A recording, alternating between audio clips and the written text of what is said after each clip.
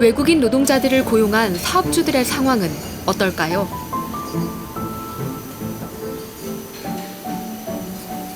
설필수 대표는 이곳에서 40년 가까이 도금 업체를 운영해 왔습니다. 설 대표는 외국인 노동자 없이는 더 이상 사업체를 운영할 수 없다고 말합니다. 내국인 인력들이 다 빠져나가고 이제 남은 인력들이 젊은 인력들이 거의 지금 현장에 없는 편입니다. 그래서 이제 실질적으로 그 중소기업에 오는 젊은 인력이 없어요. 청년이. 그래서 대부분이 외국인의 현장은 뭐 외국인에 의존할 수밖에 없는 상황들이 많이 일어나고 있습니다. 그러니까 남아서 지켜드리 그러니까 다른 데는 인력 한 명 한 명이 절실한 현실. 저도 활동을 많이 했기 때문에 외국인 근로자들이 사업장 변경을 요청하면 난감합니다.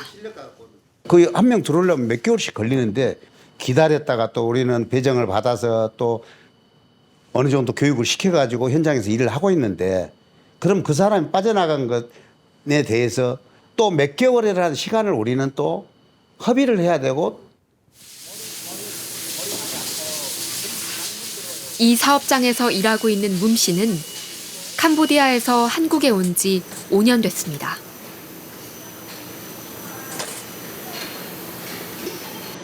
도금 작업을 능숙하게 해냅니다.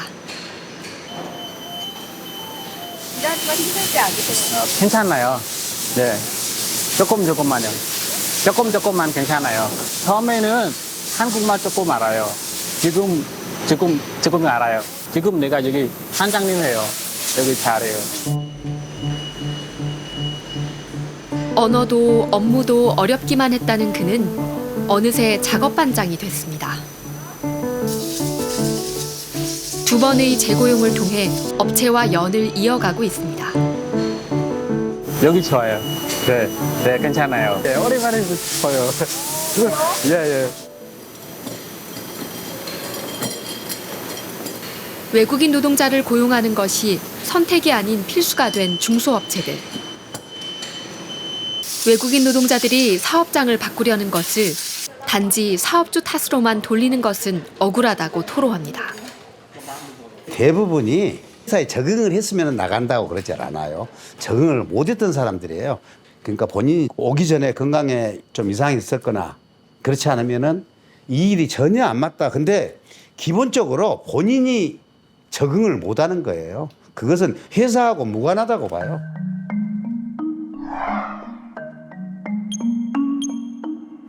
우리 정부는 필리핀, 몽골 등 16개 국가와 협정을 맺고 취업 비자를 내줍니다. 한국의 사업주는 고용센터의 알선을 받아 구직자와 근로계약을 맺고 이후 외국인 근로자는 각자 일터로 보내집니다. 하지만 직장에 배치된 후 근로자와 사업주 사이에 갈등이 생기면 해결할 방법이 마땅치 않은 것이 문제가 되고 있는 겁니다.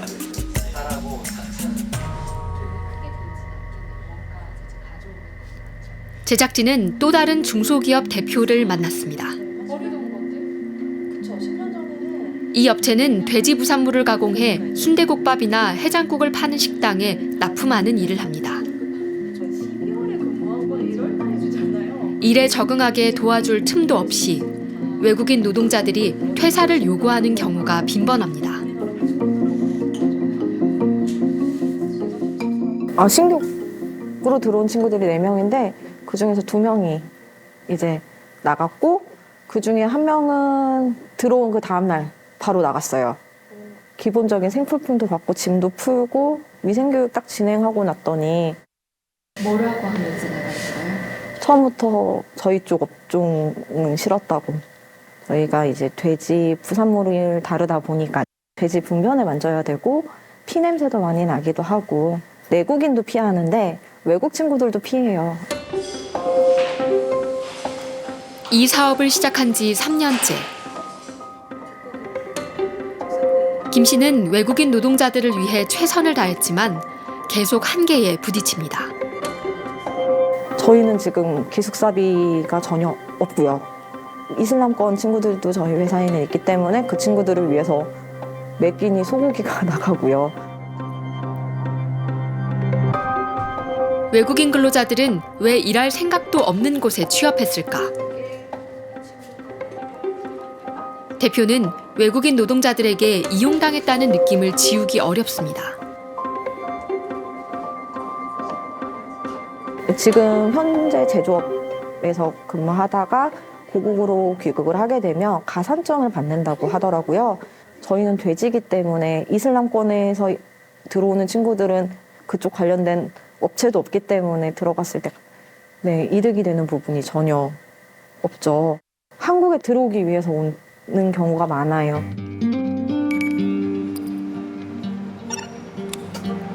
중소기업 중앙회 조사 결과 중소기업 10곳 중 7곳 가까이가 외국인 근로자에게 사업장 변경을 위한 계약 해지를 요구받은 것으로 나타났습니다. 근로자들의 절반가량은 입국 6개월 이내에 사업장 변경을 요구했습니다.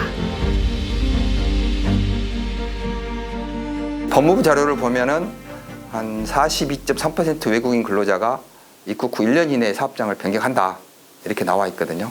그러다 보면 사업주에게는 이제 굉장히 큰 비용이 발생하는 거죠. 대체 외국 인력을 또 다시 구해야죠.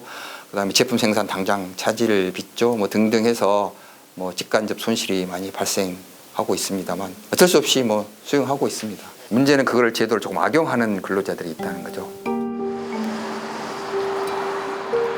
하지만 노동자들이 직장을 옮기지 못하게 해서 문제를 해결하는 데는 한계가 있다는 의견이 나옵니다. 외국인 근로자와 기업, 그러니까 수요와 공급자 간에 매칭이 제대로 되고 있는가에 대한 부분부터 저는 검토를 해야 된다라고 봐요. 왜냐하면 들어오기 전에 이제 산배수를 뽑아서 매칭을 시켜주는 건데 과연 그 과정에서 외국인 근로자와 그들을 채용하는 기업 사이에 정말 수요와 공급이 맞는가? 내가 가고자 하는 곳이 이곳인가? 내가 원하는 근로자가 이 사람인가라고 하는 것에 대한 매칭이 좀 정확하지 않지 않았나라는 생각을 좀 하는 거죠. 그래서 이런 부분들을 오히려 좀 개선하는 부분들이 필요할 것 같아요. 사전에 서로에게 충분한 정보를 주어서 잘못된 매칭을 줄일 필요가 있는 겁니다. EPS 전산에서 이제 친구 프로필들이 이렇게 외국인 프로필들을 보는데 이름, 생년월일, 키, 몸무게, 1지막, 2지막, 3지막 딱 이만큼만 나와요. 네, 저희는 돼지 업체이기 때문에 그런 것도 되게 중요한데 그런 부분에 대해서는 아무래도 다 없이 선택을 임의로 하는 거니까 제도가 현장의 어려움을 반영하지 못하는 사이 사업주도 외국인 근로자도 쳇바퀴 도는 분쟁만 반복하고 있었습니다.